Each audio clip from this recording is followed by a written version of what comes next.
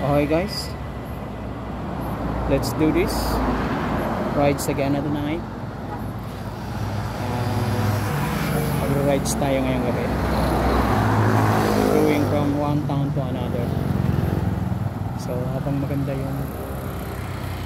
maganda yung panahon, let's do this.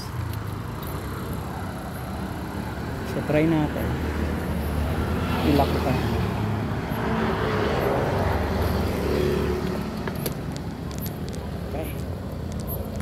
Dito tayo sa bicycle lane.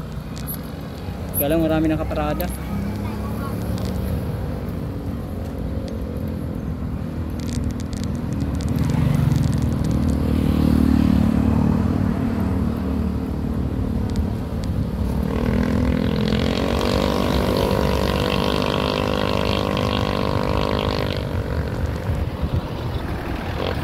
So road biking muna tayo.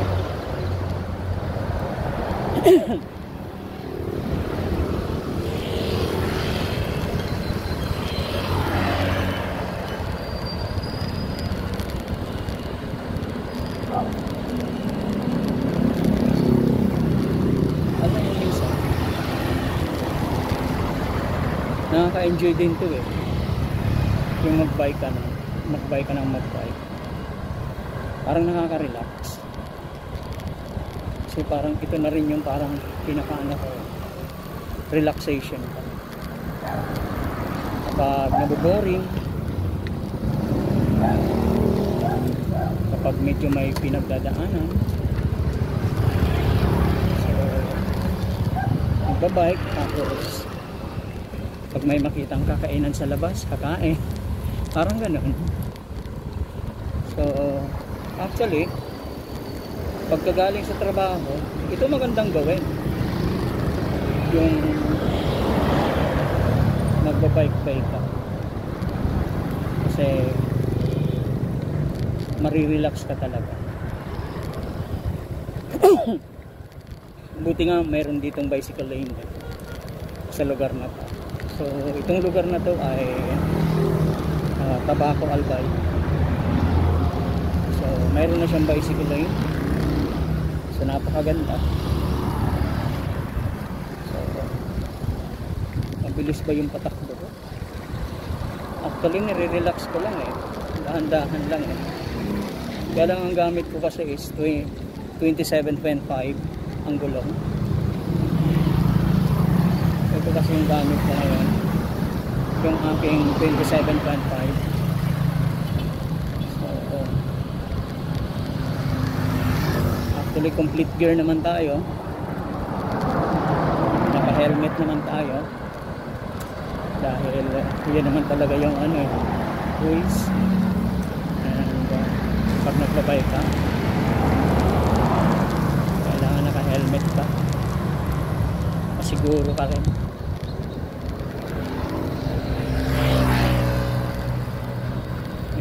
So actually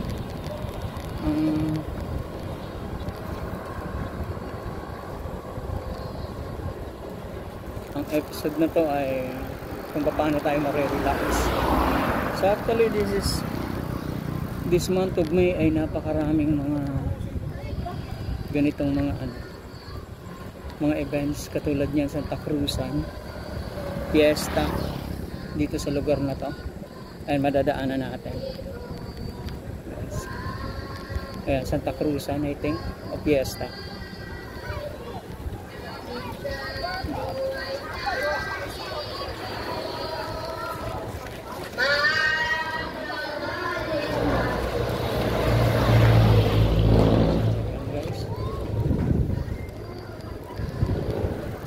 Nilampasan na natin ng dahan-dahan lang, pero parang napakabilis kasi kung ikukumpara ko dun sa isang bike ko na 56 lang, maraming pedal pero hindi pa ganun kabilis. Ito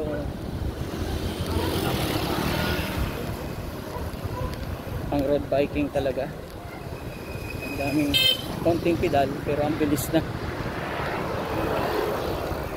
So yun, medyo may minor tayo ng konti Kasi nagre-relax nga lang tayo.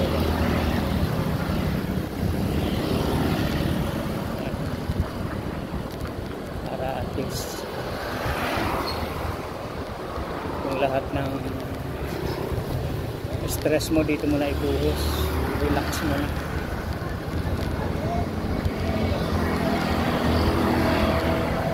Pero mas maganda yung marami rin kayo.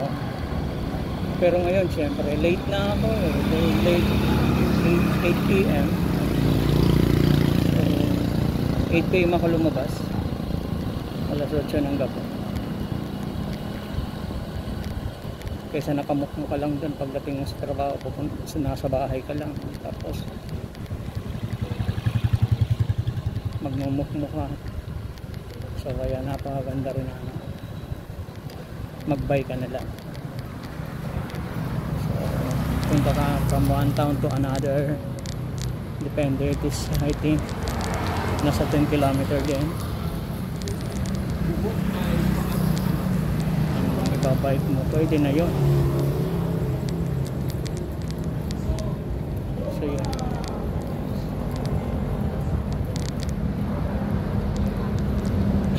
Kayo guys, ano ba libangan nyo? Kasi ako ito, libangan ko eh. Although mayroon tayong motorcycle, pero mostly itong ginagamit ko.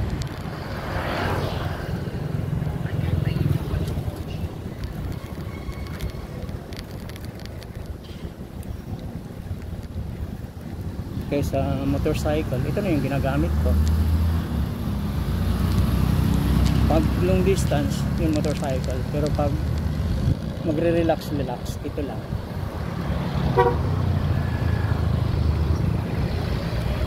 Dahan-dahan lang.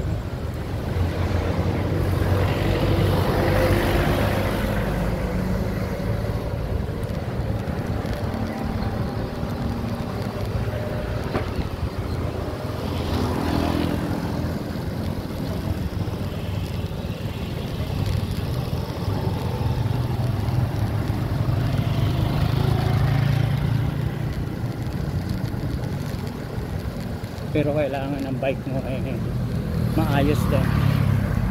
Kaya from time to time ay aalagaan mo, set up mo lagi yung bike mo pagka mayroon kang bike, kasi napaka-importante dahil nakasalalay dun yung pagpedal, lalo yung pedal, gulong, yan ang importante sa manibela. Yeah. Then second na rin yung preno. So set up na rin yung preno para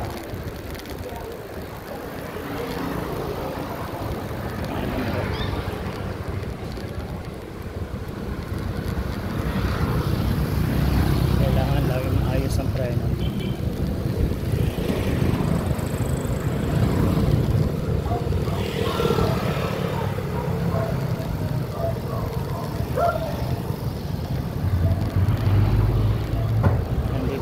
Sa isang town, entering.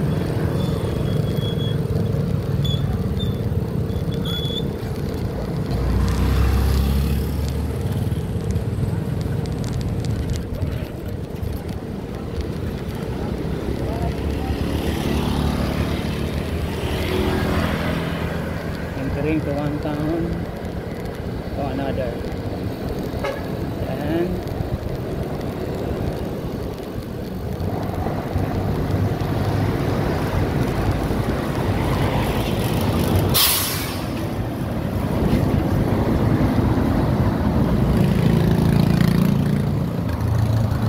meron pa itong ibang daan. Doon naman tayo sa ibang daan sa susunod mamaya. Siguro mamaya try na ito.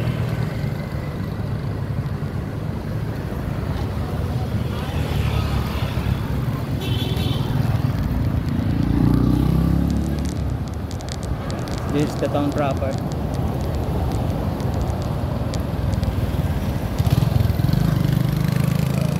Marami pa naman tao.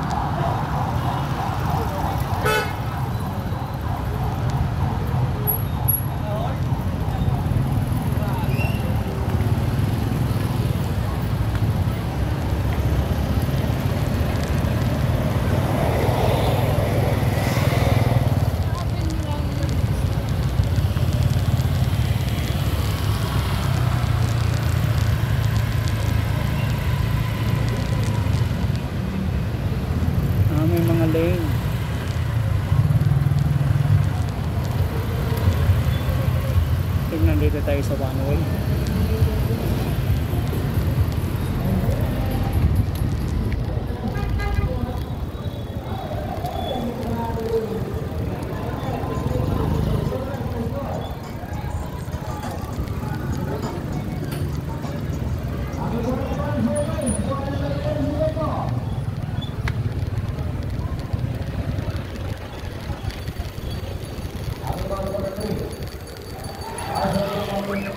Napakaraming ano rito, ano? Napakaraming padyak. Ayan, katulad niyan. Diba? Napakaraming yung padyak. Ito yung padyak sikib dapat.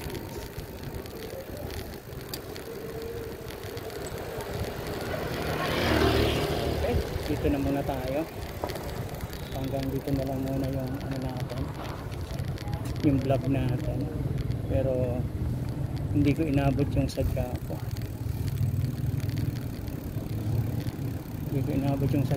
guys. Okay. Sayang guys, hindi ko inabot yung sadya ko.